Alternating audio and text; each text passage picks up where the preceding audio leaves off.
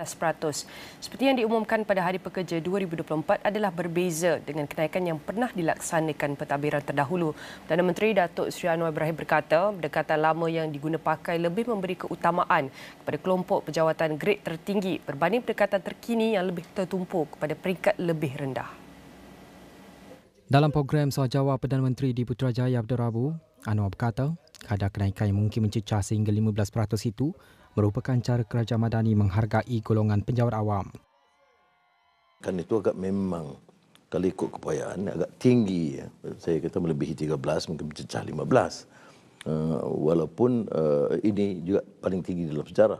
Walaupun pernah diperkenalkan dulu 35%, tapi itu dari grade 1 sehingga grade 16. Tapi secara keseluruhan ini masih tetap paling tinggi dengan kos yang sangat tinggi, mencecah melebihi 10 bilion ringgit. Tapi penting difaham bahawa naikkan 15% itu bukan allowance, gaji pokok satu.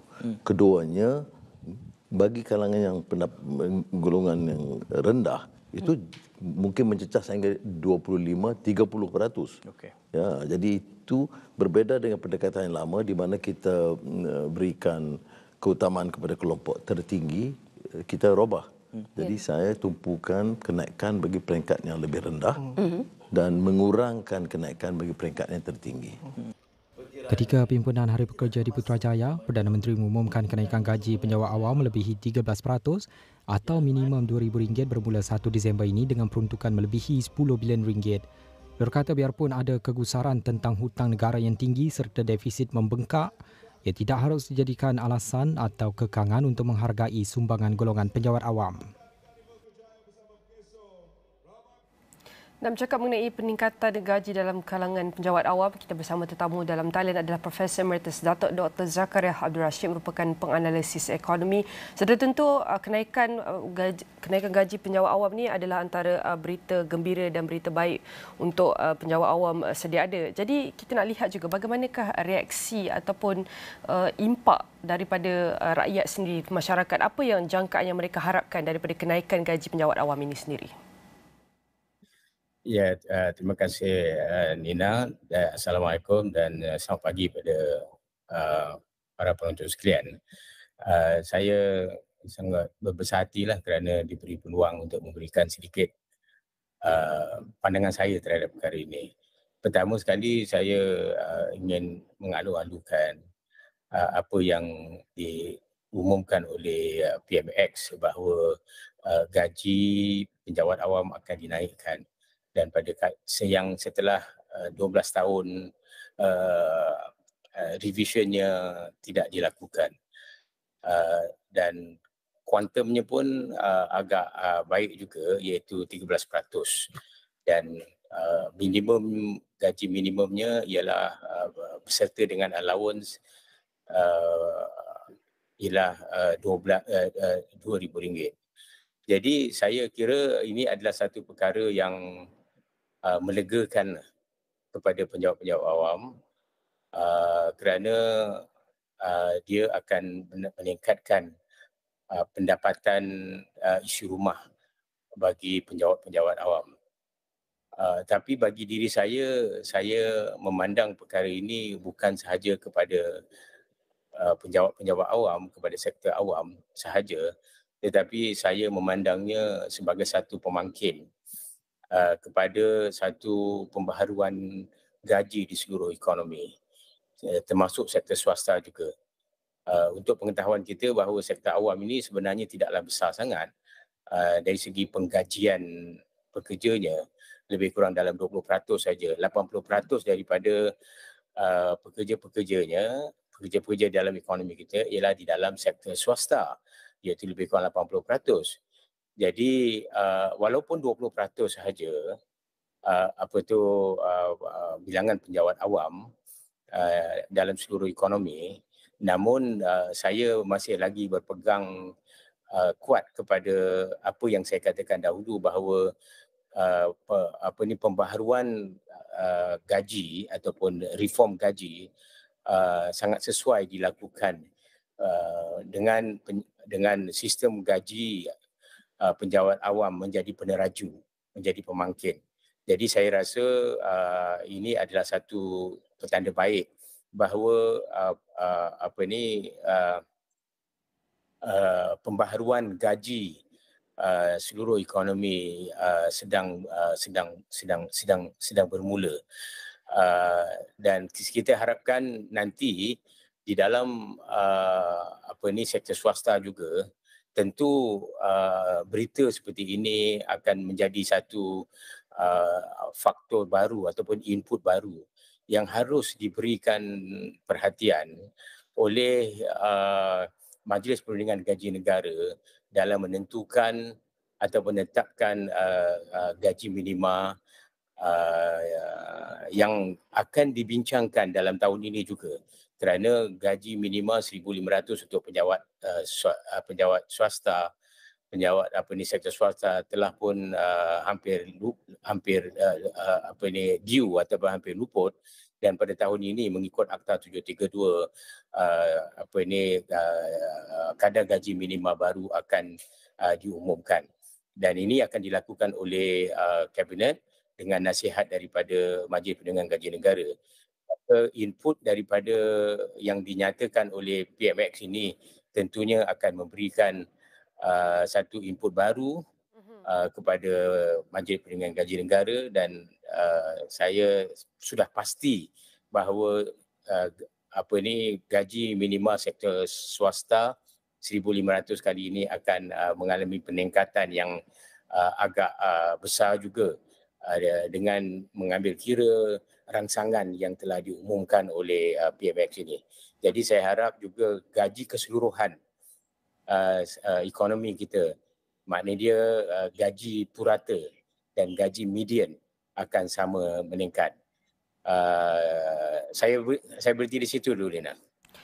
Prof, kalau kita lihat sekaligus kenaikan gaji dalam kalangan pejabat awam ni memberi harapan dan expectation kepada rakyat bahawa kualiti pengurusan dan kecekapan daripada segi perkhidmatan dan penyampaian daripada kerajaan akan lebih baik, dan dilihat pada perkhidmatan berkaunter seperti di JPN, Immigration JPJ, termasuk juga dengan perkhidmatan langsung kepada masyarakat seperti kesihatan dan pendidikan. Ini semua berkait langsung dengan rakyat, dan kita nak lihat juga bagaimana ia memberi kesan impak kepada ekonomi, di mana PM nyatakan juga tambahan 10 bilion ringgit susulan peningkatan gaji ini. Bagaimana ia memberi impak kepada perbelanjaan kerajaan? Adakah hasil ketika ini dilihat memadai, sudah cukup, dan penjimatan melalui subsidi bersasar akan datang mampu membantu kantong perbelanjaan kerajaan? Pandangan Prof mengenai ini? Banyak perkara yang Dina sebutkan tadi. Saya tak tahu yang mana satu saya nak mulakan dulu. Tapi yang pertama sekali yang saya nak nyatakan, saya harap saya tidak lupa apa-apa yang saya nak sebutkan. Yang pertama sekali yang saya nak sebutkan sini ialah tentang bila diumumkan 13% peningkatan gaji itu hanya sebahagian daripada reform pasaran buruh. Kerana di dalam kita katakan reform tadi, ada reform gaji yang kita sebutkan sekarang ini. Ada juga yang lebih luas lagi, iaitu reform pasaran buruh, pembaharuan pasaran buruh. Jadi reform pasaran buruh ini merangkumi perkara-perkara yang merupakan kualiti perkhidmatan, masa depan kerjaya, dan perkara-perkara lain yang berbentuk bukan gaji. Baik. Jadi perkara-perkara yang berbentuk bukan gaji ini sangat penting. Jadi pembaharuan, jangan kita merasa puas hati dengan pembaharuan gaji saja. Jadi di dalam naratif kita tentang model gaji progresif pun kita dah nyatakan juga dulu bahawa gaji ini tidak boleh, will not be sustainable. Tidak boleh dinaikkan secara administratif berterusan begitu saja. Dia tidak sustainable. Jadi dia mesti diikuti dengan peningkatan di dalam di dalam produktiviti. Jadi di dalam produktiviti ini yang kita katakan tadi, perkara-perkara yang berbentuk bukan gaji. Yang seperti saya katakan tadi itu, kerjaya masa depan dan sebagainya. So di dalam kalau sektor swasta, di dalam union, juga di dalam sektor awam juga, QPAC akan membincangkan soal-soal gaji. Okey, dan pada masa yang sama mereka juga akan membincangkan, memasukkan perkara-perkara yang berbentuk bukan gaji, iaitu perkhidmatan yang tadi. Iaitu kalau kita pandang ini dari segi kita katakan delivery system kita. Supaya gaji tadi boleh meningkat, gaji itu boleh meningkat, dia asaskan oleh peningkatan produktiviti. Jadi ada dua teori di sini. Satu, ramai yang mengatakan bahawa gaji ini mesti meningkat didahului dengan peningkatan produktiviti. Jadi makna dia kalau katakan apa Nina kata tadi peningkatan gaji ini akan meningkatkan perkhidmatan, kaunter, perkhidmatan kesihatan dan sebagainya, perkhidmatan yang ditawarkan oleh penjawat awam. Tetapi ada juga satu teori lain yang mengatakan bahawa gaji ini akan meningkat peningkatan gaji ini akan mendorong peningkatan produktiviti kerana dengan peningkatan gaji ini maka dia perlu disusuli dengan teknik pengeluaran ataupun perubahan teknologi yang berbentuk sama ada yang berbentuk penggunaan mesin-mesin pengeluaran ataupun yang berbentuk bukan mesin pengeluaran. Jadi perkara-perkara ini akan meningkatkan produktiviti. Ini akan menjadi satu perkara yang dapat kita dapat melihat suatu pembaharuan di dalam pasaran buruh secara keseluruhannya. Dan satu lagi perkara yang saya nak bincangkan sini ialah tentang kewangan kerajaan ini, ialah PMX banyak kali menyebut bahawa peningkatan gaji 13 ya. Okey, Prof, kita berbakikan 10 saat saja lagi, tapi boleh habiskan hujah Prof, silakan Prof. Maafkan. Okey, yang PMX mengatakan banyak kali yang 13% peningkatan itu adalah akan membebani kerajaan kewangannya dari sebanyak 10 bilion. Tapi saya lihat bahawa saya katakan tadi pembaharuan ini adalah satu permulaan sahaja. Satu permulaan. Maka kita harus melakukan satu benchmarking. Macam apa yang kita nak capai. Sebenarnya dalam rancangan Malaysia ke-12 semua ada menyebut bahawa kita ingin mencapai compensation employee to GDP ratio sebanyak sebanyak 40%. Sekarang ini kita ada lebih kurang dalam 34%, sebanyak 40%. Jadi peningkatan ini itu benchmarking yang kita nak lakukan. Ataupun kalau kita nak lihatkan dari segi pendapatan isi rumah pula, ialah sekarang ini gap kita antara pendapatan purata dengan pendapatan living wage sangat jauh. Lebih daripada 60% daripada isi rumah tidak dapat mencapai living wage. Maka benchmarking kita yang kita harus nak capai ialah kita meningkatkan gaji. Ini buat permulaan, meningkatkan gaji peringkat demi peringkat hingga kita dapat mencapai mungkin agaknya 10-15% daripada living wage. Baik, saya nak ucapkan ribuan terima kasih kepada Profesor Emeritus Dr. Zakaria Abdul Rashid merupakan penganalisis ekonomi. Sudah tu setiap perbincangan kita pada jam ini kami akan rangkumkan dalam astroawani.com dan semua platform digital Astro Awani. Jangan ke mana-mana, banyak lagi laporan yang akan kami bawakan selepas ini.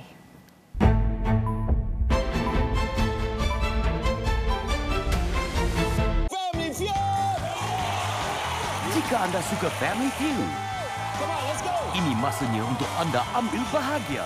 Terbuka kepada semua. Sertai uji bakat Family Feud Malaysia pada tarikh dan lokasi tertera. Berita baik untuk pelanggan Astro. Tunjukkan My Astro app anda untuk keistimewaan yang menanti. Layari gempa.com untuk maklumat lanjut. Seterusnya, peminjam Perbadanan Tabung Pendidikan Tinggi Nasional atau PTPTN digesa merebut peluang insentif diskaun bayaran balik pinjaman. Fenomena equinox menjadikan bumi dan matahari berada pada jarak paling dekat dalam sistem solar. Malaysia berjaya membanteras jenayah berkaitan dadah bernilai 990 juta ringgit sejak 2019. Jangan meletakkan harapan tinggi berhubung soal mencari jawapan pesawat Malaysia Airlines MH370 yang hilang 10 tahun lepas.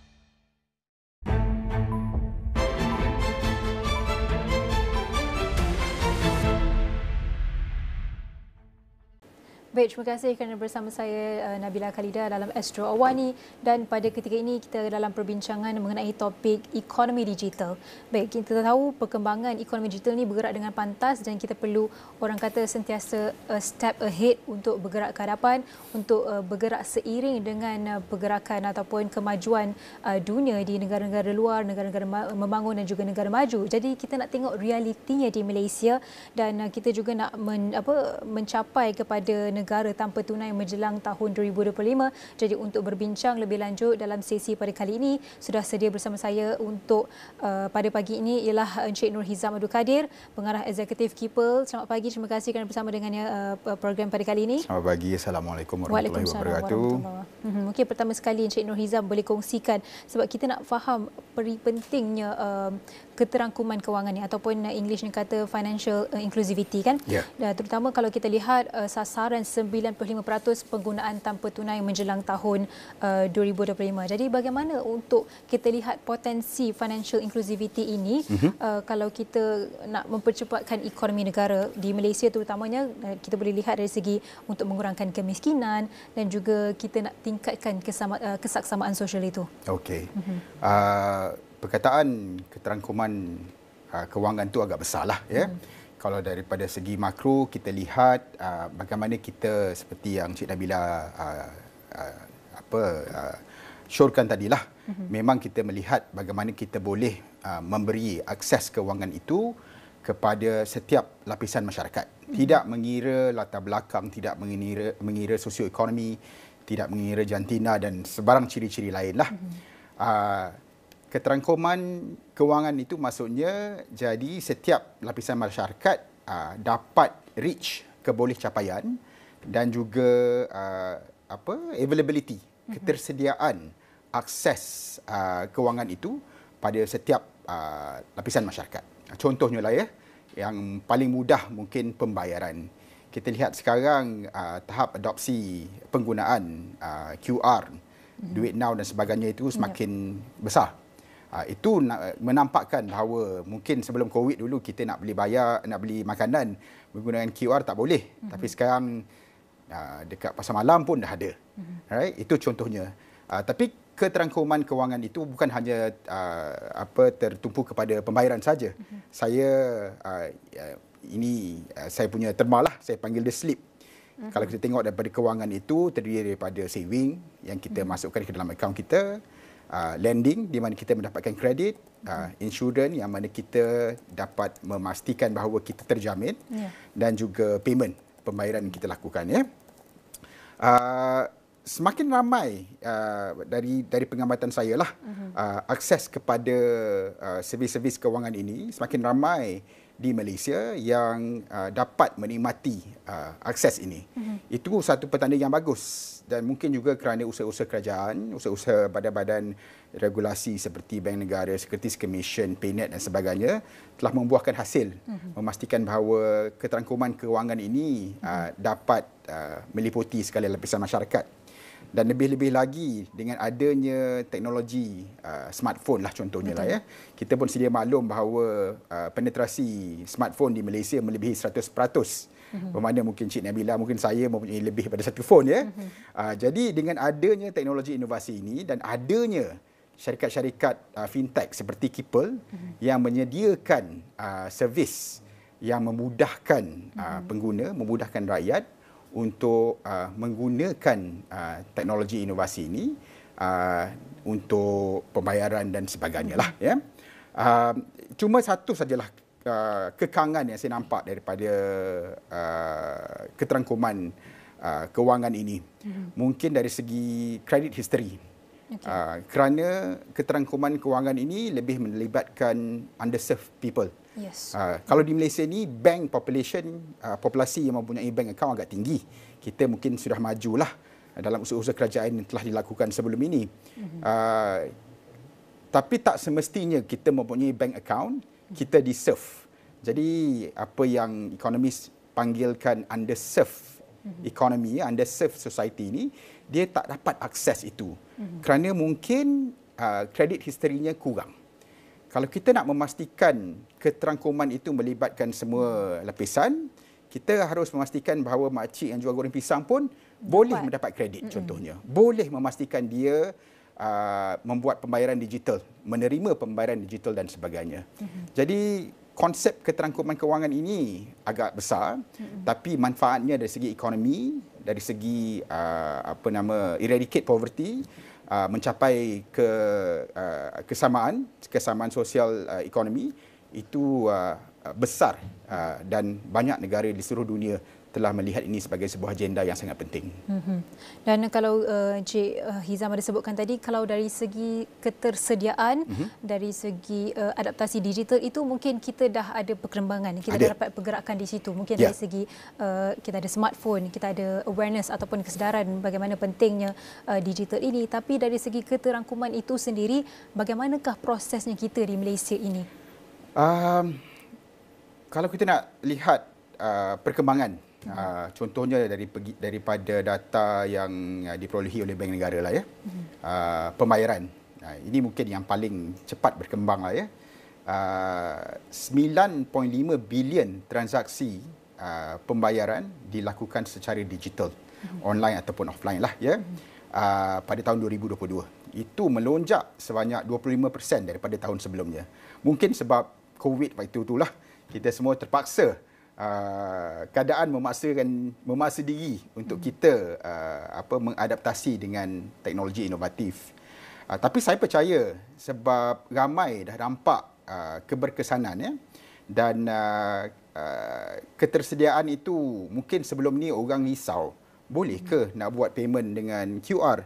Adakah payment ini legit? Adakah payment ini selamat ya? Security is important. Tapi sekarang mungkin orang sudah tersedia, jadi sebab kalau orang Melayu cakap alah bisa tegal biasalah. Dia dah biasa. Saya sendirilah sebagai seorang pengguna, memang saya tak bawa cash. Sebab saya tahu kalau saya pergi kedai warung dekat Pantai Dalam pun saya boleh bayar dengan menggunakan QR. Salah satu contohnya lah. Dan maksudnya kita positif dalam trajektori yang positif dari segi keterangkuman kewangan. Betul. Tapi mungkin masih juga adalah peratusan segelintir yang masih unbanked. Bukan sahaja undeserved tapi unbanked realitinya. Mungkin kalau kita nak bercakap dari segi akses, bukan sahaja akses bank, dari segi akses untuk mendapatkan internet pun mungkin susah.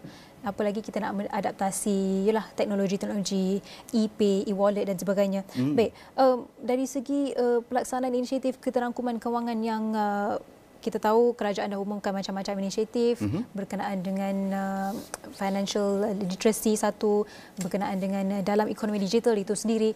Bagaimana pendapat Encik Nur Hizam, adakah inisiatif yang diperkenalkan itu memadai? Dan mungkin apa yang ada tu, apa yang boleh kita perbaiki? Apakah kelompongan yang boleh kita isi supaya kita dapat beri manfaat tu kepada semua orang? Saya rasa alhamdulillah Malaysia salah satu negara yang sedar bahawa kita tidak boleh ketinggalan dalam ekonomi digital. Salah satu cabang ekonomi digital itu adalah memastikan bahawa rakyat beradaptasi dengan teknologi fintech lah ya. Dan kita dapat lihat mungkin juga seperti yang saya cakapkan, Gen Z yang memacu perubahan inilah ya. Mungkin dia agak ketara sewaktu pandemik tempoh hari, tapi dan sekarang terus berterusan. Tapi untuk apa yang Cik Nabilah sebut tadi tentang realiti, masih adakah golongan yang tidak tercapai? Masih ada ya. Kalau kita nak lihat betul-betul keterangkuman, kalau saya berikan beberapa segmen, di Kipel sendiri memang kami mensasarkan produk-produk dan solusi kami ke arah golongan-golongan yang underserved, yang mungkin tidak tercapai ya. Contohnya lah ya, dua golongan. Yang pertama adalah pekerja asing. Pekerja asing yang masuk ke Malaysia agak ramai. Dan mereka juga pengguna seperti kita. Mereka juga beli nasi lemak di Pantai Dalam. Tapi mungkin dari segi ketersediaan, kalau kita nak tengok ketersediaan pekerja asing ni, mereka agak sedia. Sebab saya tengok nampak dia pakai iPhone lebih hebat daripada iPhone saya. Ya, smartphone yang dia guna tu, dan dia menggunakan smartphone itu untuk komunikasi dengan keluarganya. Kalau saya boleh beri contoh kepada apa yang Kipel telah lakukan, Yang kami sasarkan adalah dua. Yang pertama adalah para pelajar. Itu kami telah banyak melakukan kerjasama dengan universiti-universiti tempatan, yang mana para pelajar kami menyediakan satu e-wallet portal untuk mereka akses, dan akses ini bukan hanya daripada dia menerima beasiswa ataupun allowance yang disalurkan kepada e-wallet. Mereka juga boleh menggunakan e-wallet ini untuk melakukan perkara-perkara yang lain seperti transaksi untuk transfer duit, untuk book facilities di universiti dan sebagainya. Betul. Yang paling penting juga, kalau pihak yang memberikan beasiswa scholarship kepada pelajar ni, dia nak memastikan bahawa penggunaan konsumsi allowance dan beasiswa itu terjamin dan tersusun lah. Dia nak pastikan supaya budak-budak ni jangan beli benda-benda mengarut. Jadi dia boleh ada tracking matters, sebab digital tracing itu sangat berkesan untuk kita memastikan bahawa penggunaan wang yang diberikan, nilai yang diberikan ke dalam e-wallet itu digunakan dengan terjamin dengan yang betul lah. Yang berkenaan dengan foreign workers ini, dengan pekerja asing ni, itu salah satu segmen yang saya rasa agak besar. Betul. Jutaan pekerja asing yang datang ke Malaysia, adakah mereka di dalam keterangkuman kewangan ini? Saya rasa masih belum betul, masih belum berkesan. Contohnya lah, contoh yang paling mudah, sukar untuk kita buka bank account kepada pekerja asing. Dia bekerja di sini tapi dia tidak ada platform untuk dia menyimpan dan menggunakan wang itu secara seperti orang-orang lain. Jadi kalau tidak ada bank account dan dia menerima gajian secara cash, secara tunai, mungkin ada penipuan daripada majikan. Kita pernah dengar kes-kes macam ni. Mungkin ada kecurian, mungkin ada dia ditipu dan sebagainya. Bila adanya platform digital, e-wallet yang kami sediakan untuk pekerja asing, yang mana wang yang dia terima itu boleh diguna pakai secara digital. Kami tahu daripada kajian yang kami lakukan, wang yang diterima oleh pekerja asing ini, yang pertama sekali dia akan hantar duit dia balik ke rumah. Betul. Kampung masing-masing lah.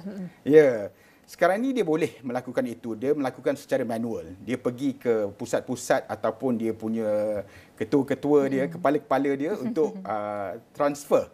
Tapi tak ada tracking mechanism. Dia tak tahu pun wang tu dah sampai ataupun tidak. Di e-wallet Keeper, kami menyediakan remittance, transfer wang secara digital. Jadi dia boleh terus masukkan ke bank account ataupun any platform yang sedia ada kepada keluarga dia di kampung masing-masing, dengan remittance yang sedia ada. Kami juga tahu yang dia menggunakan wang gajian yang dia pakai itu untuk contohnya untuk tambah nilai telefon. Itu penting di kalangan pekerja asing lah, sebab dia selalu nak berkomunikasi. Jadi tambah nilai itu tak perlu lagi dia pergi ke kedai-kedai, dia boleh buat dengan smartphone dia sendiri. Dia nak membayar bil, kalau dia ada bil untuk dibayar pun boleh dilakukan. Kami boleh membuat tambah nilai untuk gaming dan sebagainya.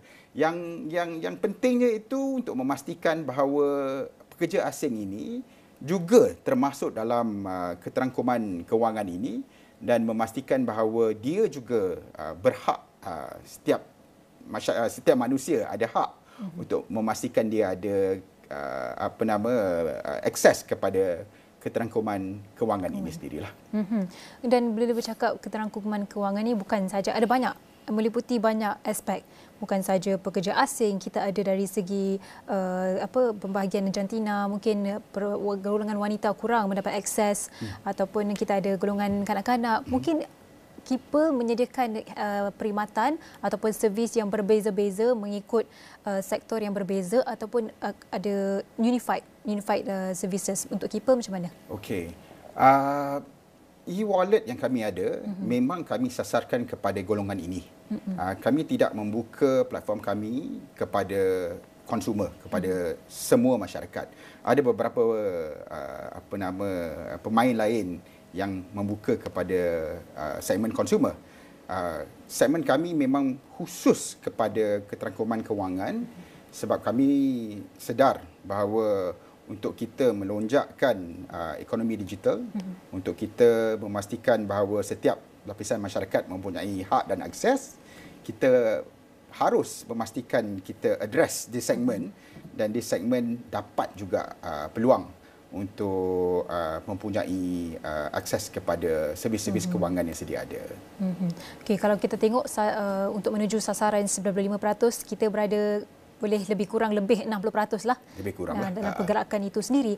Jadi bagaimana peranan KIPL sebagai e-wallet tempatan untuk membantu meningkatkan perkembangan ataupun bergerak ke arah sasaran 95% itu terutama untuk ekonomi digital negara? Betul. Sebagai sebuah syarikat fintech, kami juga mempunyai tanggungjawab, bukan hanya profit and loss lah ya. Kami juga bertanggungjawab untuk meningkatkan literasi kewangan.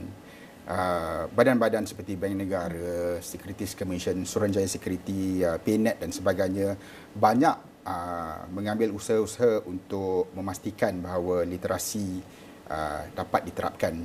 Dan bagi saya, literasi ini harus dilakukan seawal mungkin. Kita harus memastikan bukan hanya untuk kita memberitahu tentang online scamming dan sebagainya yang agak ketara sekarang, tapi juga untuk memastikan bahawa anak-anak masa depan dapat meningkatkan kesejahteraan kewangan dia. Dia tahu tentang bagaimana untuk menjaga kewangan dan dia tahu untuk bagaimana dia membina aset dan mengurangkan risiko. Jadi literasi itu penting dari seawal mungkinlah. Dan mungkin literasi ini dapat juga diterapkan kepada golongan-golongan underserved, golongan-golongan yang dikecualikan inilah ya.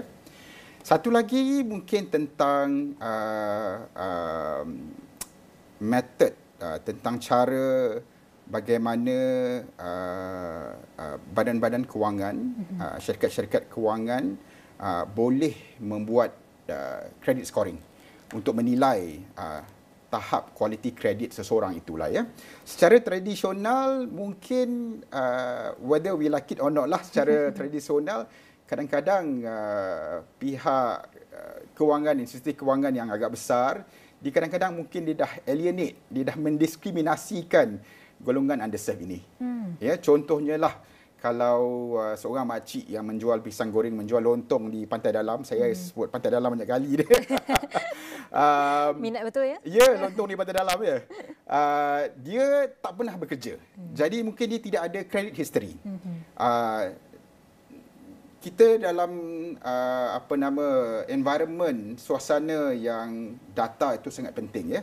Mungkin pihak institusi kewangan juga boleh menilai makcik ini, tahap keuangan, tahap credit scoring makcik di Pantai Dalam ini bukan hanya dari traditional ways. Mungkin daripada segi bagaimana dia menggunakan e-wallet, pembayaran e-commerce, pembayaran bil dan sebagainya, supaya dia juga dapat membina kredit sebagaimana orang lain. Macam kita semua senang, kita makan gaji, contohnya kita ada payslip yang diberi kepada kita setiap bulan. Jadi itu membuktikan bahawa kita memang kredit kita tersedia. Kita boleh ada credit history dan institusi kewangan tidak takut yang kita tidak boleh bayar dan sebagainya. Kita mungkin ini peluang kepada fintech, syarikat-syarikat fintech seperti KIPL untuk membina kredit ini yang bagi saya bukan konvensional, tapi ini adalah peluang untuk memastikan makcik di Pantai Dalam ini dapat juga membina aset dia, mendapatkan kredit, menguruskan risiko sendiri dan insya-Allah dia boleh menjaminkan kesejahteraan kewangan dia di masa depan. Tapi Cik Izam, bila bercakap mengenai macam contoh makcik di Pantai Dalam ni, kalau ataupun secara generalnya PKS ni lah, perusahaan kecil sederhana, mereka ni bukan tak nak buat credit history. Mereka kekurangan accessibility. Betul. Jadi macam mana mungkin kesedaran tu dah ada Dari itu kerajaan sudah mainkan peranan untuk tingkatkan kesedaran, ada inisiatif, macam-macam inisiatif, tapi mungkin dari segi accessibility itu. Jadi macam mana untuk kita memudahkan accessibility bukan saja untuk PKS tapi untuk semua yang underserved ini mendapat, orang kata, untuk memulakan akses kepada e-wallet ni ataupun kemudahan digital fintech ini. Betul. Mungkin apa strategi yang terbaik? Saya nampak pergerakan itu dah mula membuahkan hasil lah ya. Seperti yang saya cakap tadi, kita ke pasar malam pun kita boleh membayar dengan menggunakan credits, menggunakan QR ya, ataupun menggunakan cashless instrument untuk membuatkan pembayaran. Itu mungkin menjadi satu dasar foundation yang penting untuk peniaga yang membolehkan mereka menunjukkan bahawa mereka mempunyai kredit, mereka mempunyai cash flow, kerana wang yang masuk secara digital semuanya trackable ya. Dan mungkin aspirasi saya, mungkin apa yang saya rasa penting, bukan hanya syarikat-syarikat fintech tapi institusi kewangan yang lebih besar mengguna pakai data-data itu untuk memastikan keterjaminan para peniaga kecil, mikro ni lah. Mereka juga boleh berganding tangan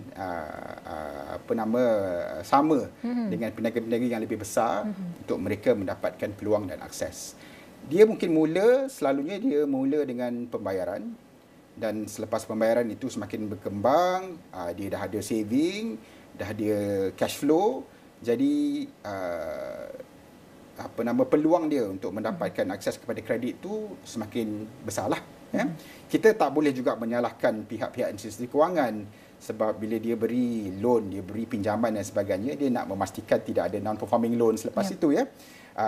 Yang saya nampak memang ada banyak usaha-usaha kerajaan memberikan grants, pinjaman dan sebagainya untuk kita memastikan penglibatan bukan hanya kerajaan, penglibatan pihak swasta ini harus dilakukanlah ya, usaha-usaha untuk memastikan mereka juga mempunyai kredit yang sewajar. Yalah, kalau bercakap mengenai yang mikro ni lah terutamanya, kalau kita tanya mereka meniaga pun untuk yang penting dapat untung hari-hari pun cukuplah, tak ada fikir untuk kredit history dan sebagainya. Tapi di era digital pada hari ini, saya rasa memang pentinglah untuk kita adakan orang kata accessibility kepada digital kewangan itu. Jadi mungkin sedikit daripada Encik Nur Hizam pandangan ataupun aspirasi dan juga jangkaan dari segi ekonomi digital Malaysia dalam 5 ke 10 akan datang. PNET mensasarkan 95% cashless society pada tahun 2025, which is tak lama lagi lah sebenarnya ya. Adakah aspirasi itu boleh tercapai? Saya rasa boleh. Saya rasa boleh dengan usaha yang telah diterapkan banyak, dan mungkin kerana apa yang berlaku di persekitaran. Kadang-kadang saya sebagai seorang yang telah berkecimpung dalam teknologi agak lama, saya kalau boleh bagi award, saya bagi COVID itu award CIO of the Year. Sebab dialah yang memangkinkan penggunaan segala macam teknologi inovatif.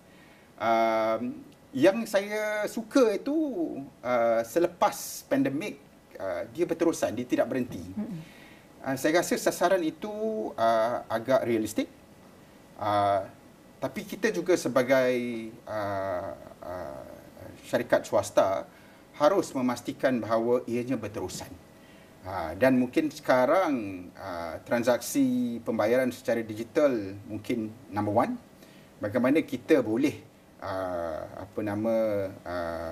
memberi akses servis kewangan itu bukan hanya daripada pembayaran tetapi kepada akses kepada kredit, ya, pinjaman, akses kepada insurans, yang mana akses kepada insurans, micro insurans especially kepada kalangan micro SME ini masih kecil lagi, masih belum tinggi adopsi dia.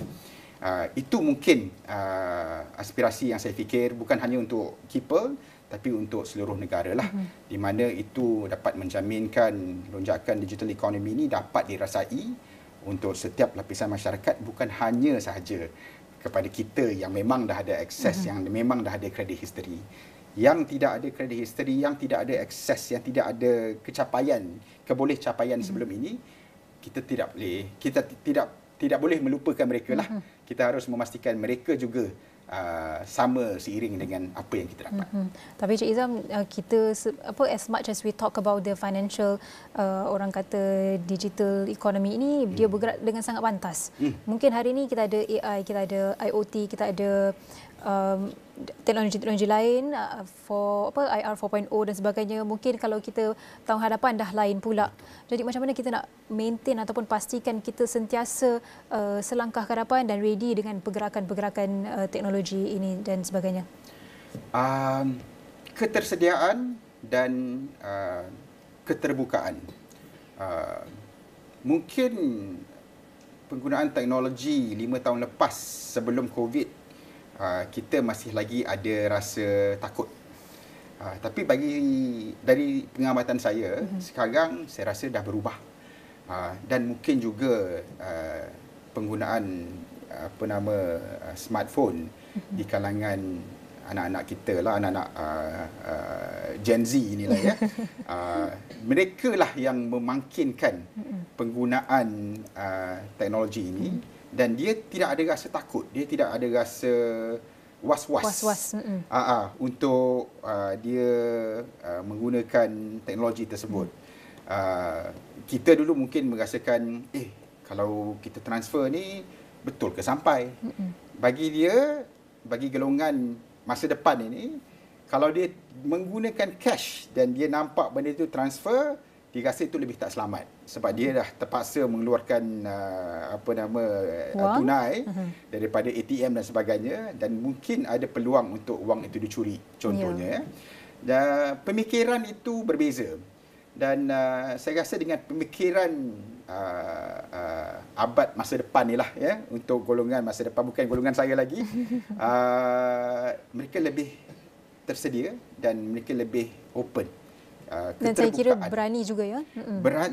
Berani itu mungkin sebab dia rasakan benda ni adalah norma.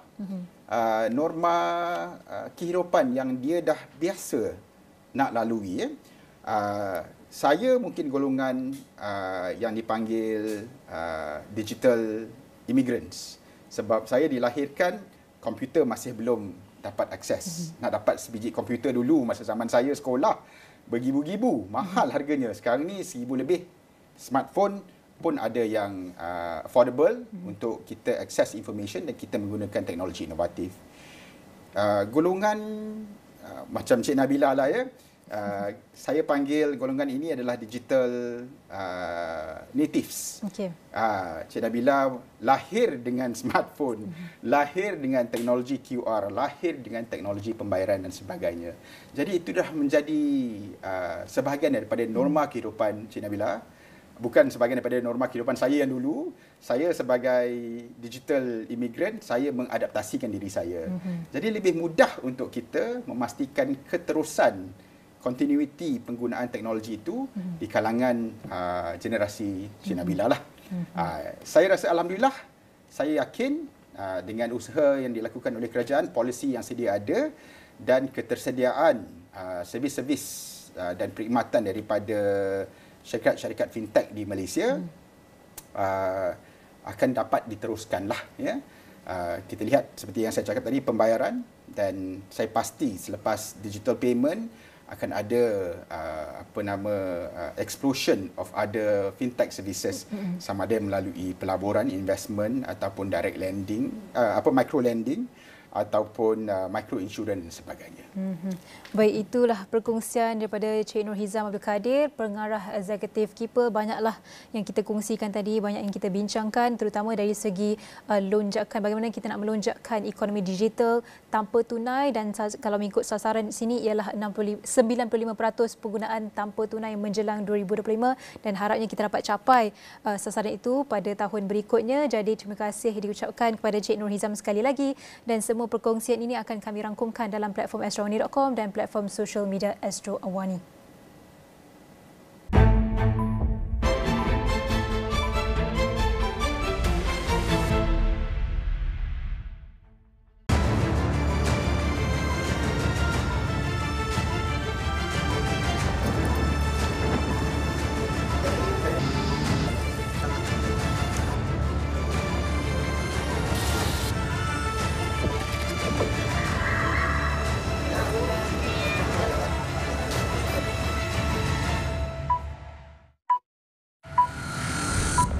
Gempur di Awani 7.45.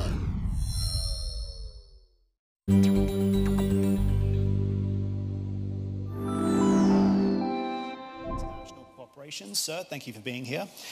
Alexander von der Mollem is CEO of Asia Pacific, Europe, EMEA and Germany at Deutsche Bank. Sir, thanks to you for being here.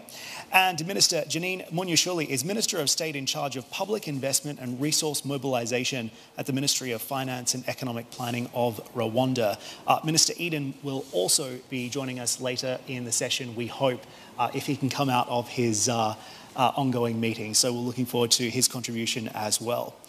So in addressing this issue of global debt, of course, this is an issue that is being faced by countries and regions around the world. And this issue is directly as a result of a series of cascading crises that has triggered a sharp acceleration in global debt. So the focus of our panel is going to be on several things. But first, let's talk about what actions are needed to address the global debt burden and to avert a widespread debt crisis. So I'll open the conversation up to the panel with that question first and foremost. Governor, perhaps would you like to begin? Yes, thank you very much. I'm a governor of JBIC, Japan Bank for International Cooperation, official Japanese institution that support Japanese business, investment and trade abroad. And as we are starting to talk about how to fix the debt problem, I would rather first argue that debt is not a problem. Debt is not a four-letter word, although it is four-letter. Debt is the only source of consumption and investment. You have to borrow in order to spend and invest, and that is the only reason we work and save. So how you borrow, how you make debt, how you incur debt is the first problem. You have to borrow wisely and spend wisely, and you have to lend wisely. So we have to think back what we have done, and the complacency is where that before many crises happened, as in portrayed. And we have had so many debt problems in the past as well. So why this time is different? Yes, it is different. We have had so many crises and crises and crises. And that is partly man-made, and that is partly because of natural disasters. And some countries in Africa are more hit, sub-Saharan Africa are more hit than others. And some countries in this region in the Middle East are also very, very hardly hit. So we have to tackle each problem, but we have to tackle these problems one by one. There has been initiative by G20 countries and the Paris Club to suspend some of the debt service. And also, they have come up with a common framework to address the restructuring of debt of low-income countries. By using such framework, we have to work one by one what each country needs and how to address the debt problem of those countries that are faced. I know the effort has been too slow and too small, but we have to do it. We have to continue to do it. And in the case of Asian countries, Japan feels more and more responsive. That is why Japan led with India the debt problem of Sri Lanka, and we are working very hard to reach an agreement so that the IMF can have a lending program, and also we can have more grants and more concession loans to Sri Lanka, and then we can invite private investors making the investment. That is how we sequentially going to work. Thank you, Governor. So, Minister, I'll bring it over to you next. What's driving national and global debt levels, in your opinion, and where are the realities of rising debt burdens being felt the most? Thank you. I'd like to react to what my neighbor said, but I will do that later. I think it's also important to remember that even before 2019, debt was already on the rise. I remember both the IMF and the World Bank actually warned African countries to be careful about debt management.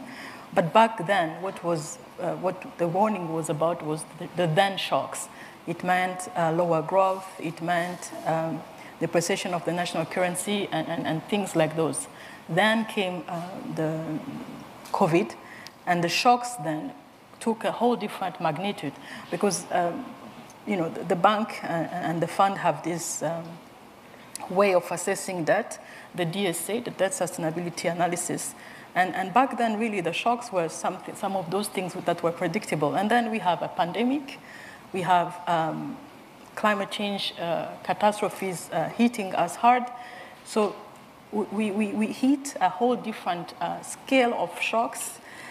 And on my continent, we have 21 countries that have been now pushed into the category that we call high debt distress or at risk of it. It's new, it's completely unprecedented, pretty much like those shocks. Prior to that, as I was saying, both the bank and the fund were warning countries, be careful, manage your buffers. But those buffers have been completely eroded. And 4 years later, we are 2024, we not only have those countries on my continent that have, are in this red zone category, I would call them on that row, and really no buffers. So it's unprecedented, I think, on our continent. And I would have a few things to say about the global framework, but maybe not now. What is important also to know is that my own country, once we were I think in 2020, the two institutions, the IMF and the World Bank, came with the possibility to have debt suspension. It was a mechanism they called DISS, and we refused, Rwanda refused, and we said we're going to continue to service our debt in our own particular way, and we went on the markets in 2021, and with the Eurobond, we have been able to retire some of those loans and continue to fund our growth. So it's been an extremely prudent approach. Not all countries have succeeded in so doing, and it's a tricky one, really. It's a tricky one. Absolutely. And Alex, could you speak to this as well, particularly from a lender's perspective?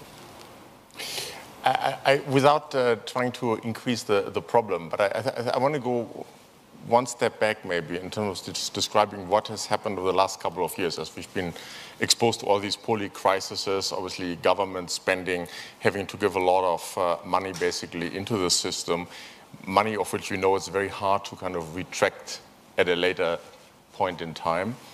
And the one thing that with the rising level of inflation all around the globe and consequently the higher interest rates, what has occurred that we didn't really see in the Western world for the last decade or so is the return of positive real rates.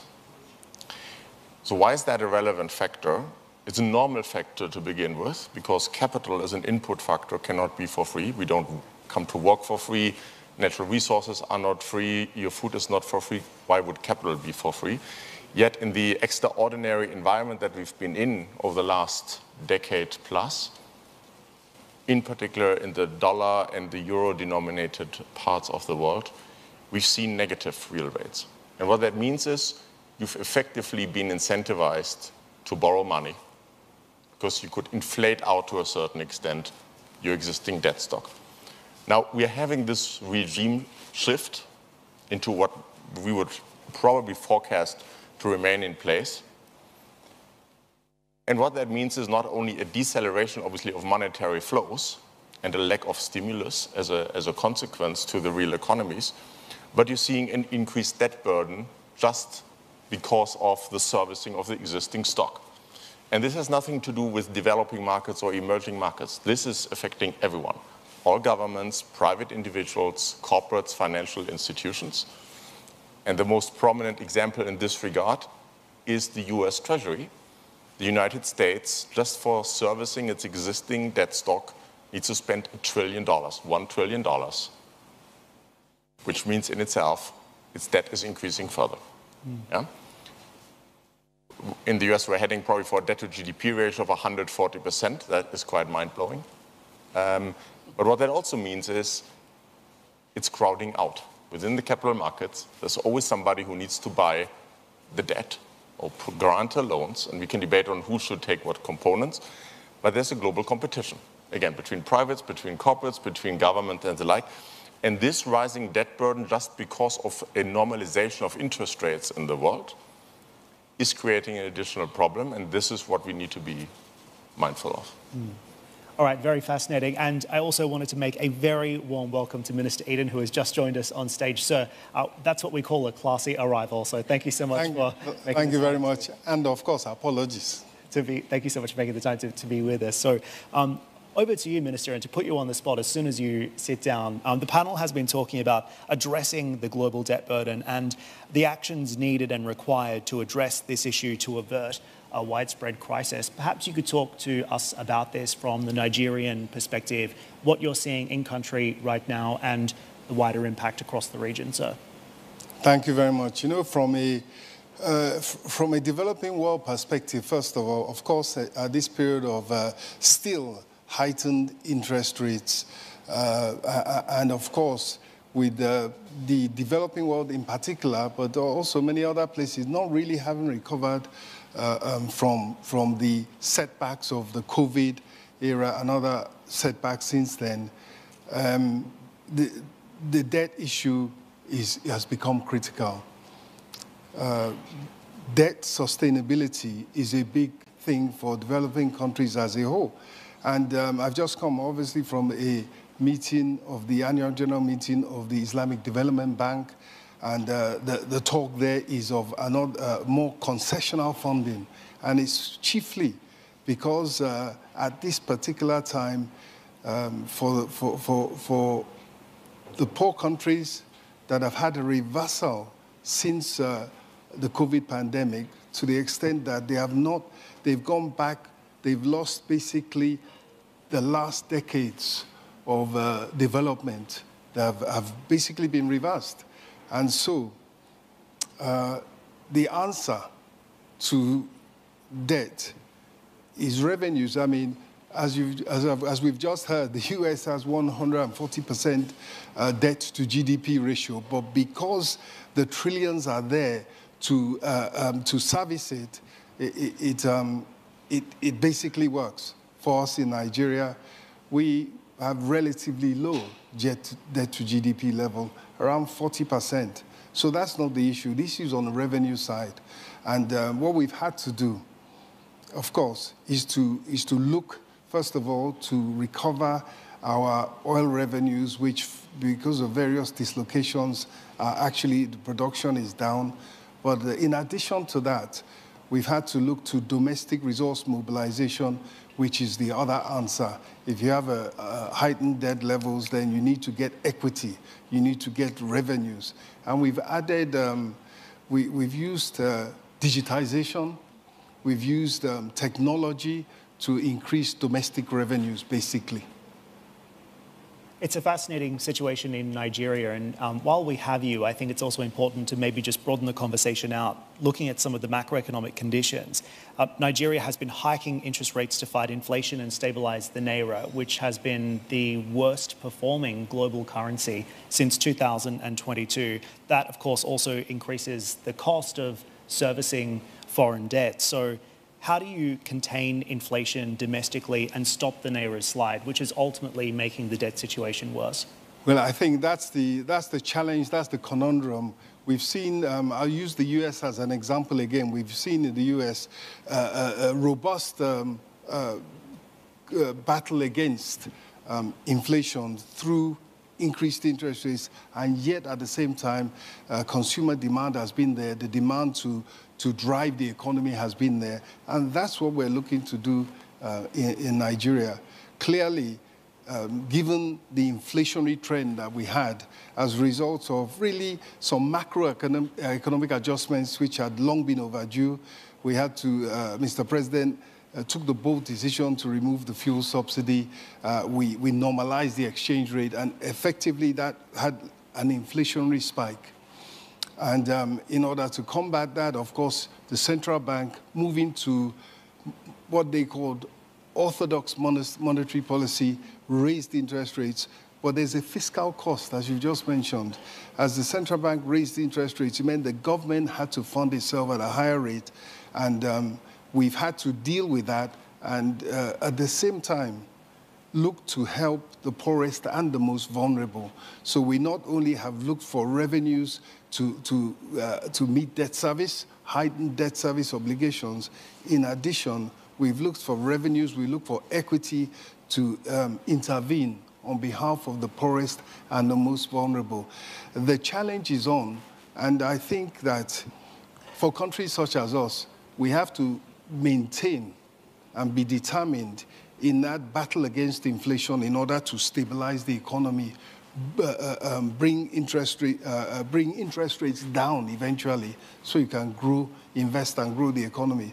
But in the meantime, it is a challenge, and it is a lot of pain for the whole of the society, but we must continue to intervene on behalf of the poorest and the most vulnerable through this difficult period, which concessional financing by the multilaterals at scale will really help.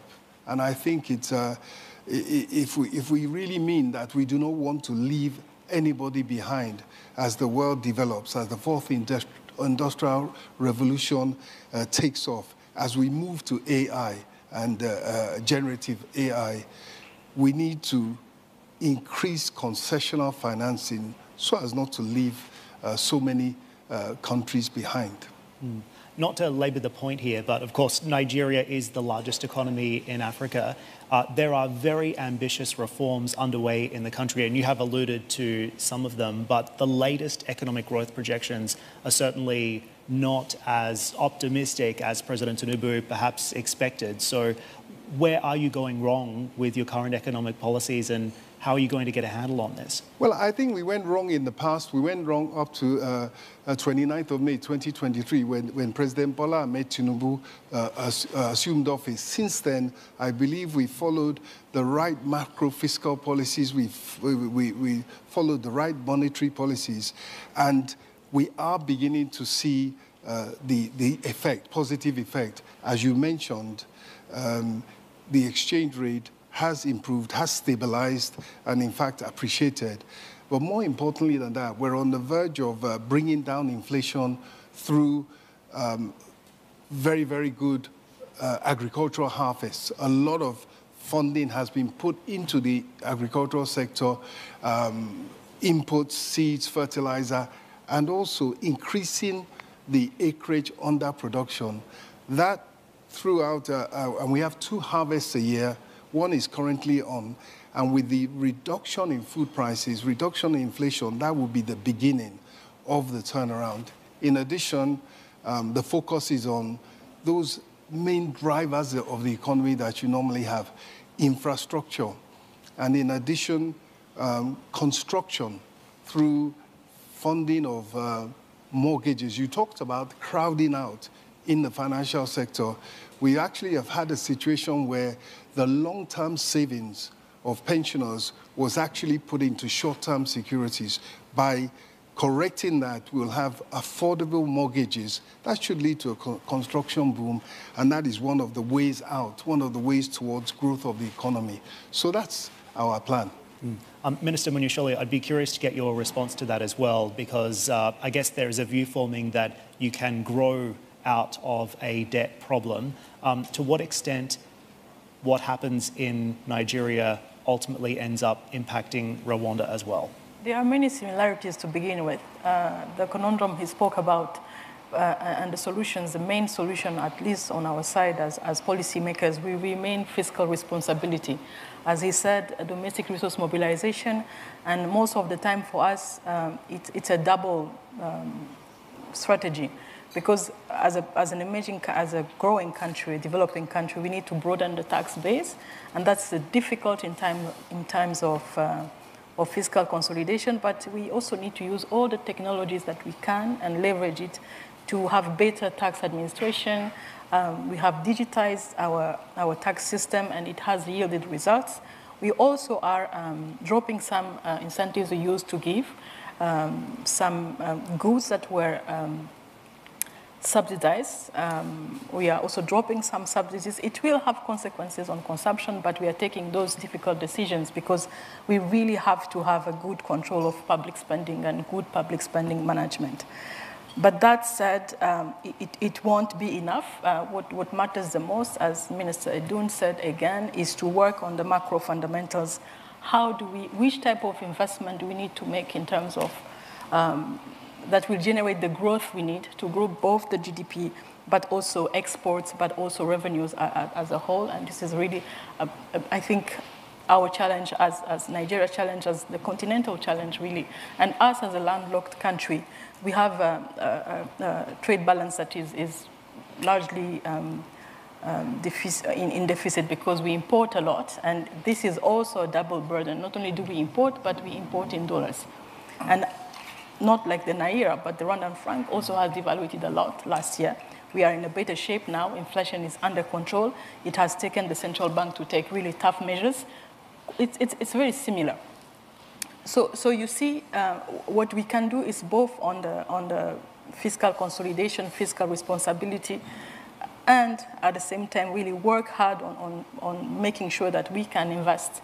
We can still make those investments because how do you broaden the tax base if you can't bring your kids to school, if you can't feed the population correctly, if you can't provide basic health services? So really, the crowding out of the funds that we need is real. We are pleading. This week we had the IDA replenishment week to get more concessional loans. Really, we have the same issues, more long-term loans, cheaper loans. You know, it used to be 15 years. Can we have longer maturities? Can we have lower rates? It was good to be last week or the week before in DC and to have at least the fund and the World Bank actually also being sensitive to our issues, because without that space, without creating space for us, it won't be possible for most countries. I wanted to also react to my neighbors on the G20 framework for that. It not only is small, but it always comes late. If there's one thing that we need to completely prevent and avoid is the stigma of default. No country wants to be there because coming out of it is a whole problem. So the framework, I think, doesn't work. It doesn't work. And more developed countries, lenders will have to work better with us on the borrowing side to make sure we don't get and we don't reach those unsustainable levels of debt. And I think that's where we need to work even closely with all the MDBs and certainly bilateral partners to get more instruments. I've seen a lot of creativity and innovation in the space of climate finance. I don't know exactly what Deutsche Bank does, but we've seen a number of banks bringing instruments like swaps, debt for nature, and we are going to be considering all those instruments to make sure that we can have a good mix of concessional debt. Mm-hmm. Okay, Alexander, I'll let you respond and reply to that. Let me explain what Deutsche Bank does and how we can help in this context. No, you're spot on. I think, by the way, I think the answer to this complex situation is obviously not one you can form in one sentence, right? It needs to be a holistic support mechanism, and private institutions are a part of that. You're also alluding to the DFIs. Ultimately, I think some real good work was done, in particular, during the period of COVID in responding and.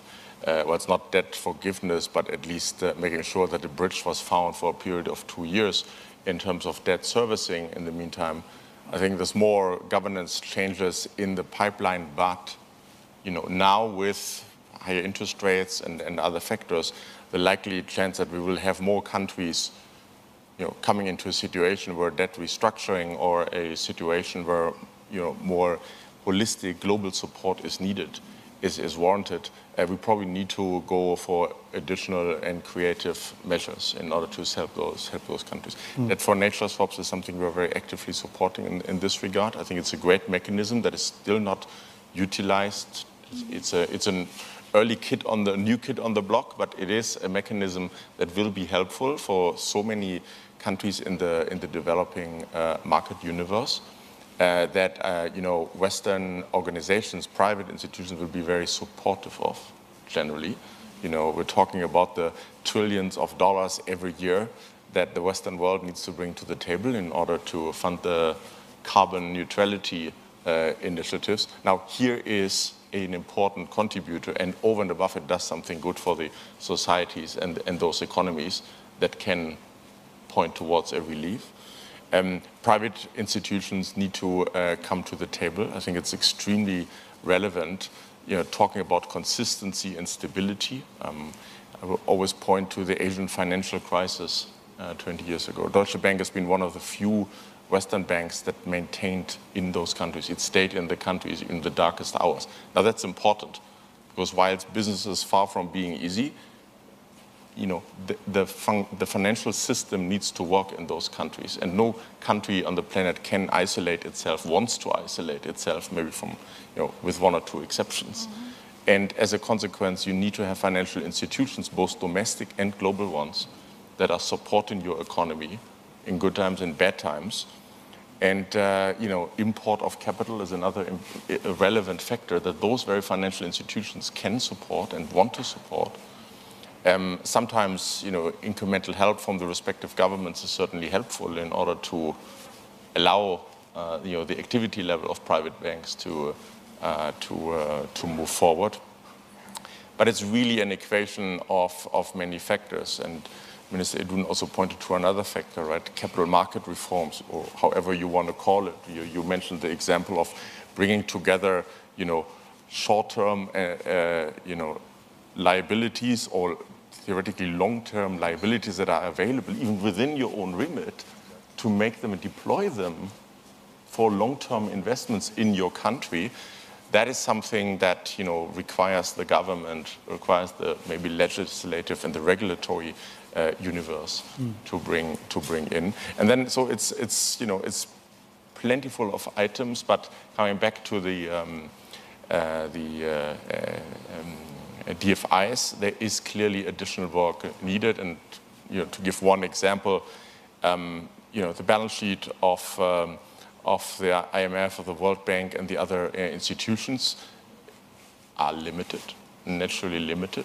We probably need to think about unfunded formats, so guarantee provisioning that then enables private institutions, banks, insurance companies, other money providers to come in, to step in, but having somebody in the back who can support the financial support.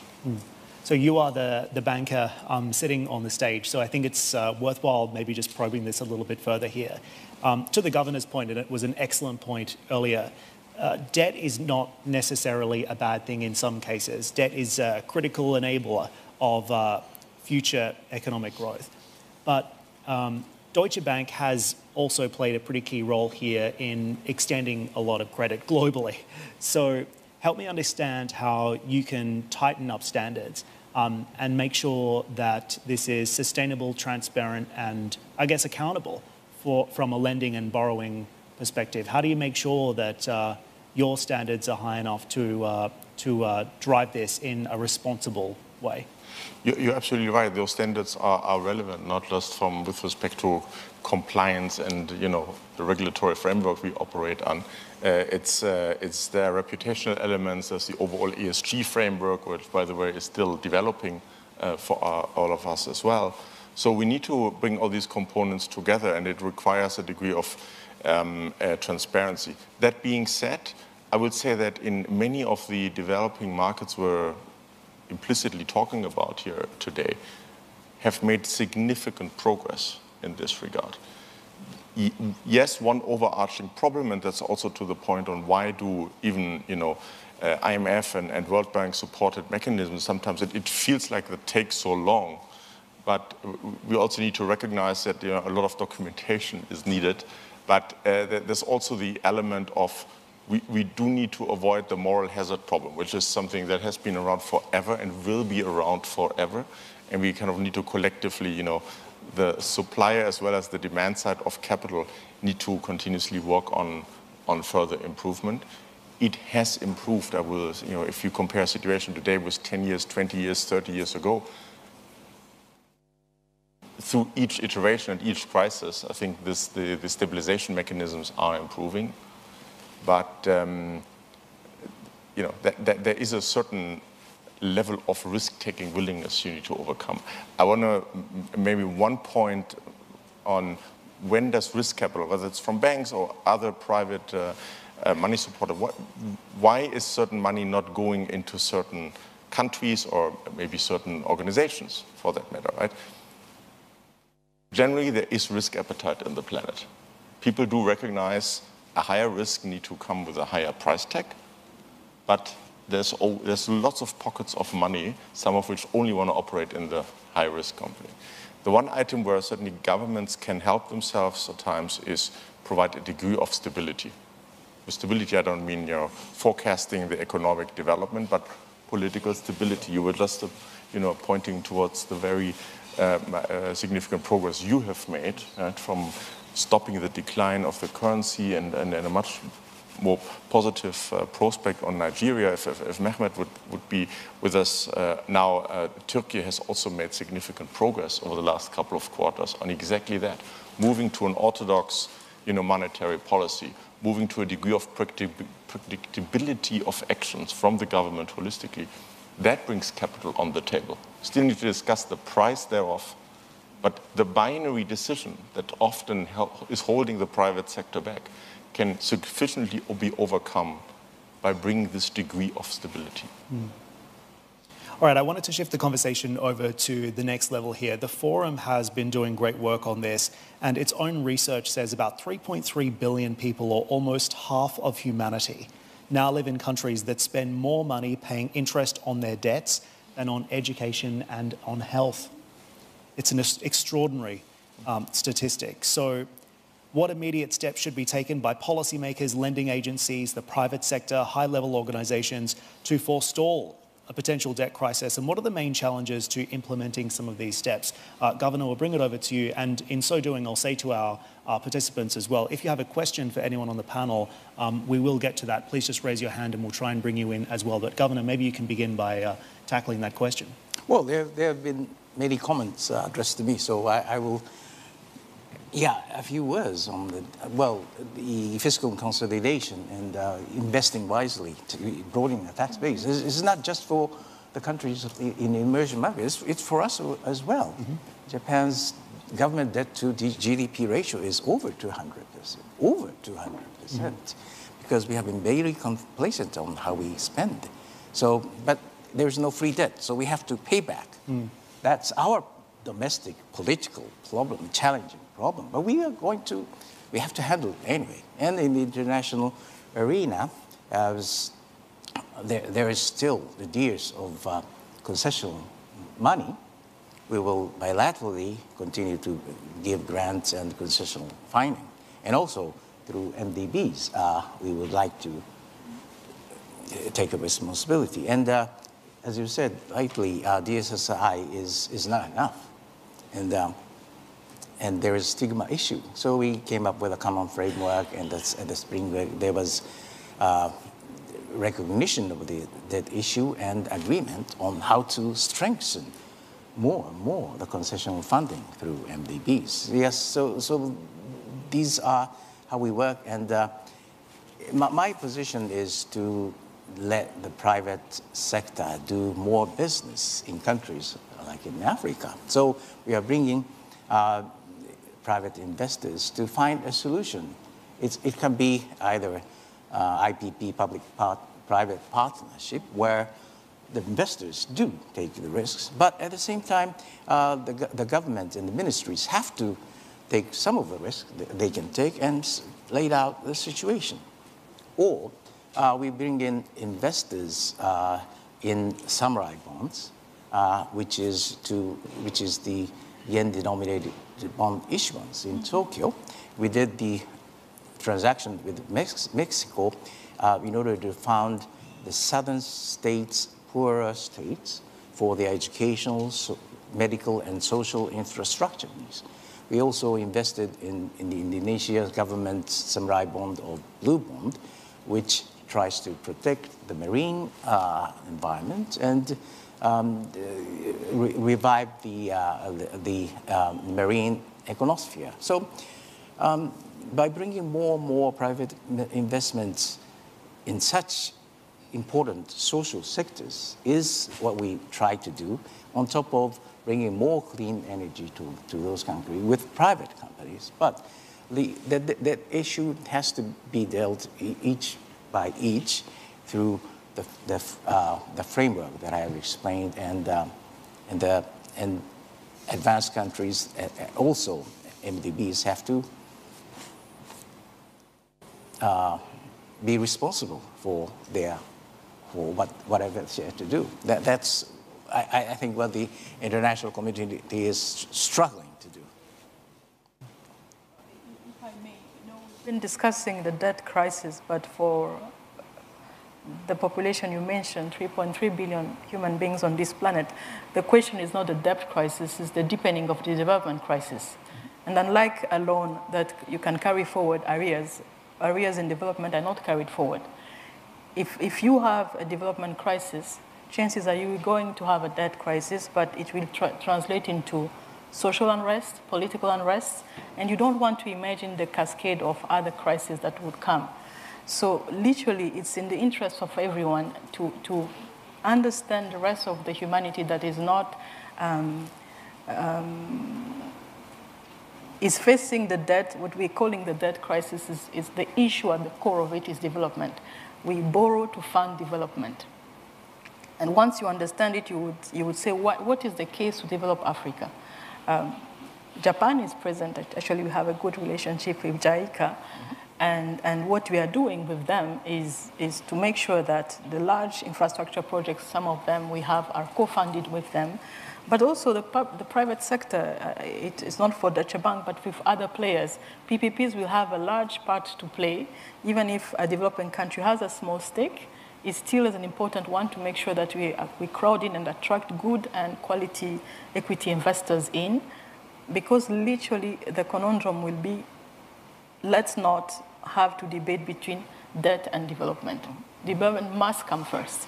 That must be clear. It also means for developed countries writing off debt. For the most vulnerable countries, it's not only a moral issue, it actually is a geopolitical issue. It's the issue of, are we living on the same world? What will you do if you have billions of people who cannot live in the countries they live in because they have failed to receive, basic needs covered? So I think addressing the debt, the global debt issue must be calibrated to the situation of the countries we're talking about. And second, should be bold. If we have timid attempts like the J20 framework, like the DSSI we had during the COVID, it won't work. It won't work. Some of the debt needs to be written off and make sure that growth is back. Make sure that growth is back. Our continent in particular has a potential great demographic dividend. It's the continent on which you will see a growing middle class that will, needs to have its power purchase grow. It will be doing a lot of things for the rest of humanity. And if these people are not seen as a market and a more and more integrated market, we are missing an opportunity for everyone. Last but equally important for all of us, there is the climate crisis. So we can't just, isolate ourselves. Literally, we can't. And on that front, the most vulnerable countries also will need exceptional measures and treatment. The issue of debt will not be their issue only. You don't want to see nations wiped off because you didn't take the bold measures. So it's really about, I would say, political will mostly. Alexander, do you have a view on that as well? No, I can totally see this. I mean, we're talking massive numbers, obviously, at the same time, in the bigger scheme of things. And coming back to the example of, how much climate change, fighting climate change does cost in the foreseeable future, the double positive effect you can generate by, for instance, a debt for nature swaps into Africa and other locations could be significant and is still underutilized as a gadget. And Minister, I'll leave you with the last word of the panel as well. Maybe you can provide some concluding remarks here. Thank you very much. I think my sister, Minister Munyashili, has really put it well. We are talking about the debt crisis, but really it's a development crisis. But at the same time, and you so dimensioned it for us, more spent on debt servicing than health and education in half the world. So definitely it is much more than just a debt crisis. It's a crisis of development. But as Governor Hayashi has put it, the ultimate answer, given the way the world is going, or currently, the ultimate answer is private money. There's much more private money out there than government funding, than bilateral and even multilateral development banks. But to get there, you need to have stability, predictability. As CEO Alexander has put it earlier, you need those preconditions before the funding can come. And in the meantime, we have to be creative. As CEO said, guarantees. As my sister said, the minister, debt for nature swaps, all have to come to the table. But at the end of it all, there has to be a commitment. Given the gap that is now opening up, there has to be a commitment to put down sufficient funds, concessionary funds, which effectively is equity, at sufficient scale to really give these countries a chance to stabilize and put themselves back on the path for growth. Yes, the countries have to be determined and committed in their macroeconomic management.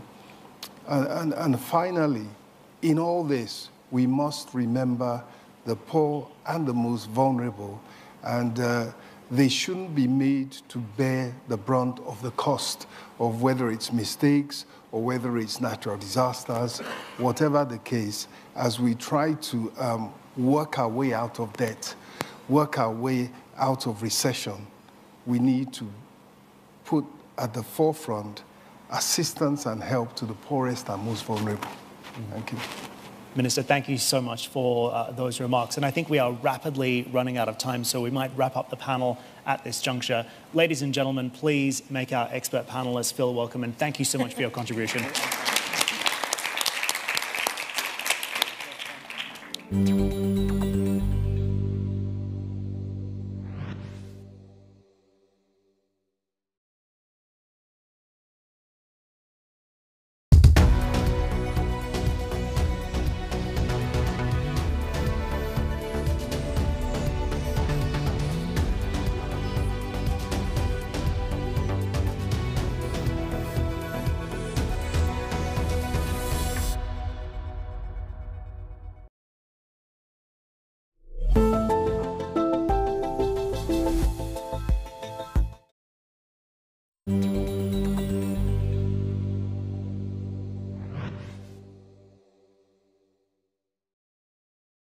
Assalamualaikum dan salam sejahtera. Saya Nazri Kahar, ini agenda AWANI.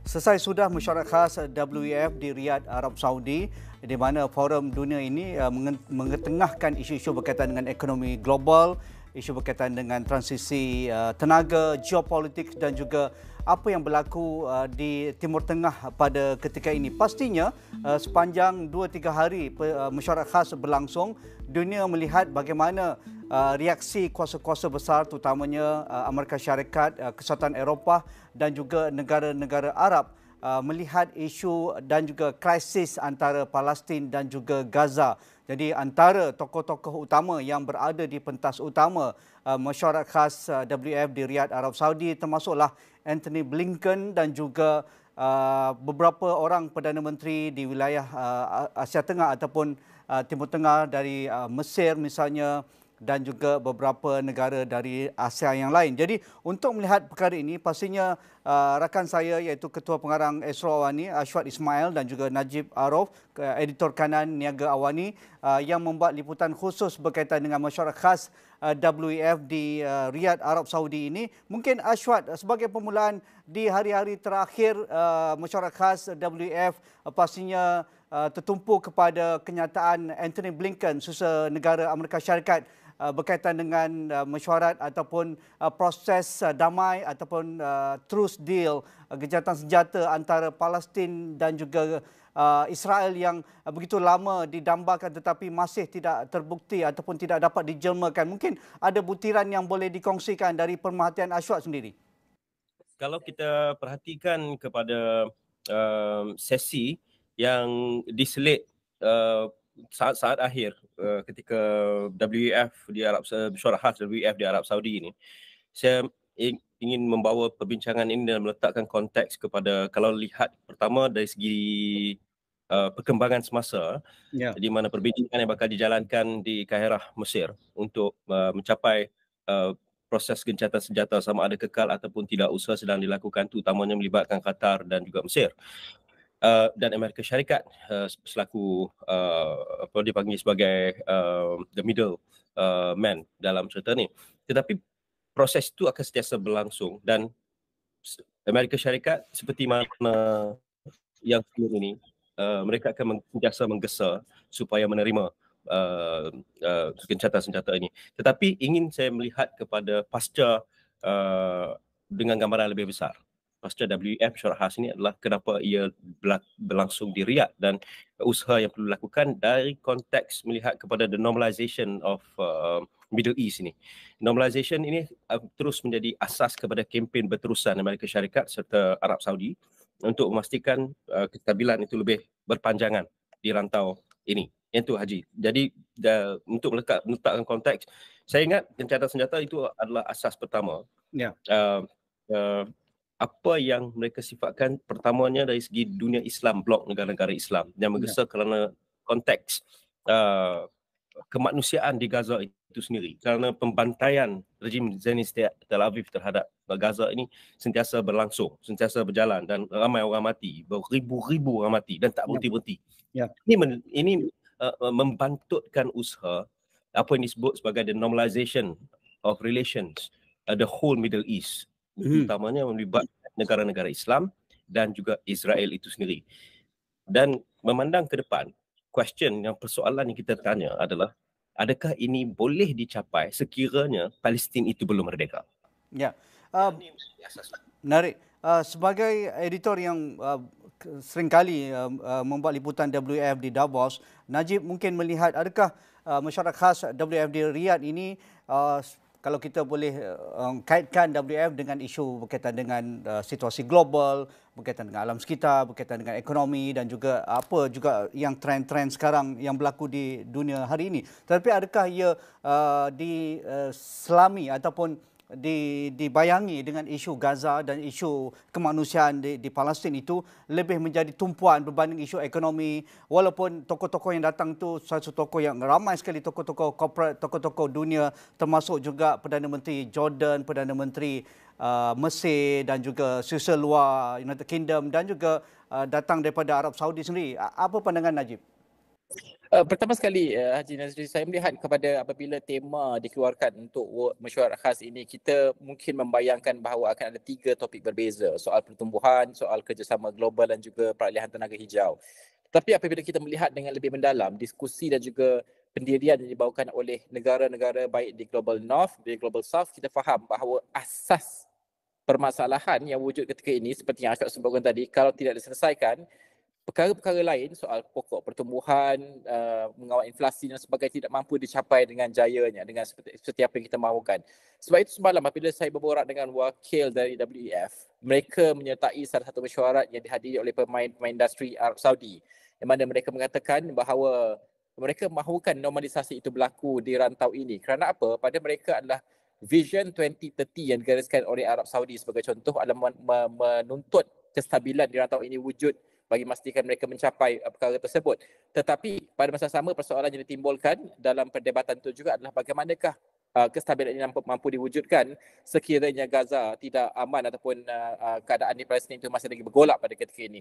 Justru menjawab soalan itu, kalau kita melihat kepada konteks seperti dibuka, misi ataupun visi baru untuk pertumbuhan ekonomi disebabkan oleh fracturednya ataupun perpecahan ekonomi dunia ini, kita ingin melihat bagaimanakah fahaman di rantau ini terlebih dahulu dalam konteks geopolitikal mereka yang berdepan ketegangan pada ketika ini. Kemudian kita akan cantumkan apa cabaran di peringkat Eropah, peringkat dunia, dan barulah kita nampak jalannya sebenarnya. Contohnya macam peralihan tenaga. Mudah untuk negara maju mengatakan ini piawaian kepada keadaan semasa. Yalah, kalau di Timur Tengah ini pun masih berdepan dengan cabaran geopolitikal. Tapi untuk negara-negara di negara membangun seperti Malaysia juga, ada kos lepasnya dan juga ada keadaan yang mendesak yang perlu diberikan keutamaan berbanding dengan peralihan tenaga yang sama tarafnya dengan negara maju. Perbezaan ini yang dirundingkan juga dibincangkan di World Economic Forum. Ini penting sekali sebab ini jarang dibincangkan dan juga jarang didiskusikan kerana kita kerap kali melihat kepada negara maju saja itu adalah contoh terbaik ataupun the best practices yang kita kena follow. Sedangkan latar ekonomi itu harus diambil kira dan juga disuarakan di peringkat seperti World Economic Forum pada akhirnya. Dan saya kira kesemua isu ni Haji adalah saling intertwined, dia saling berkait dan juga tidak boleh dipisahkan. Kalau dahulu ya, tapi sekarang ini kalau tidak ada keamanan atau kestabilan, sukar untuk kita mencapai perkara-perkara lain termasuk juga soal peralihan tenaga. Apa yang Najib sebut tu Haji, kita antara lain kita kena tengok balik yang membantutkan usaha di rantau Asia Barat ini dan kenapa WEF tu dijemput malah diseru untuk menjalin dan menggabungkan dan menjadi satu hub untuk perbincangan itu berlangsung melibatkan negara-negara di rantau Asia Barat, tokoh-tokoh penting di Asia Barat ini adalah 7 Oktober tahun lalu apabila Gaza itu dipantai Hamas Israel itu menjadi peperangan itu bermula. Jadi kita kena tengok sebenarnya message di sebalik. Kalau kita perhatikan media-media seperti Reuters, Associated Press dan juga yang cenderung melihat naratif barat tidak mengangkat beberapa isu pokok ini kerana kita melihat 10 tahun akan datang bagaimana nak capai lagi 5 to 6 years ahead of Vision 2030 by Muhammad bin Salman atau MBS, Putera Mahkota Arab Saudi ini. Kita dengarkan apa yang Anthony Blinken antara lain sebut terlebih dahulu Haji. Yang ni antara perkara pokok yang kita akan lihat kenapa ia apa disebutkan sebagai Najib sebagai intertwined, saling berkaitan. First, I think the single biggest, most effective rebuke to both Iran and Hamas would be Israel having normal relations with every country in this region and the realization of a Palestinian state. Of course, both Hamas and Iran have opposed a two-state solution. So almost by definition, achieving it